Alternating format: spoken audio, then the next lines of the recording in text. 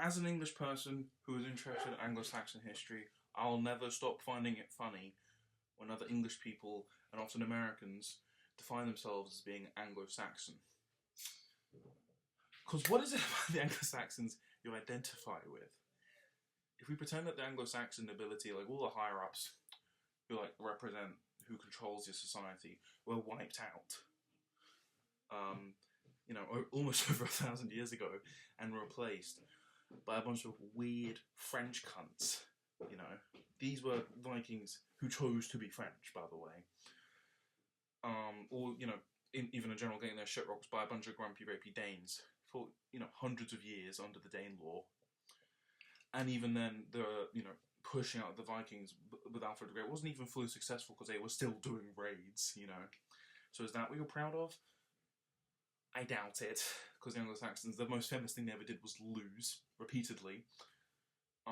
Even the Anglo-Saxons, like when they invaded England, right?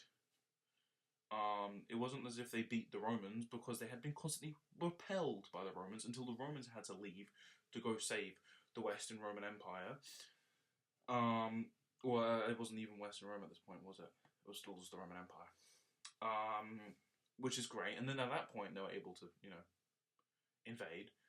And then they're able to wipe out now docile the population of Britons, who they then make into Welsh people by ethnically cleansing them. Right? It wasn't ethnic cleansing. I'm not judging it. I'm not judging the Anglo-Saxons. I don't care. They're so separate from me and everyone and everything. But that's why Wales exists. Wales means foreign, and Welsh means foreigner. That's why they're called that. Right? Is it that? Or is it the slavery? Given that when the Normans invaded in 1066, 10% of the population was enslaved. Mind you, this isn't the same kind of plantation slavery that was happening in America and in other plantations in the British Empire or whatever. Not the same kind of slavery, but it was still slaves. Is that what you're proud of? Or what? Like, the mind boggles. Is it the political murdering?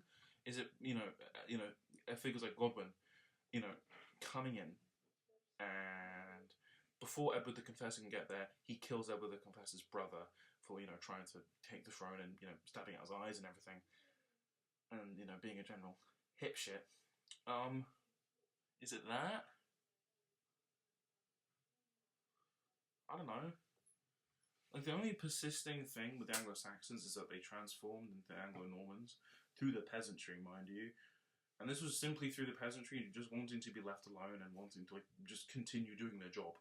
And even then, that wasn't fully successful, because a lot of the Anglo-Saxon peasantry in the north were wiped out with William's harrying of the north. So, what are you proud of? You can confirm everything I've said if you read a book.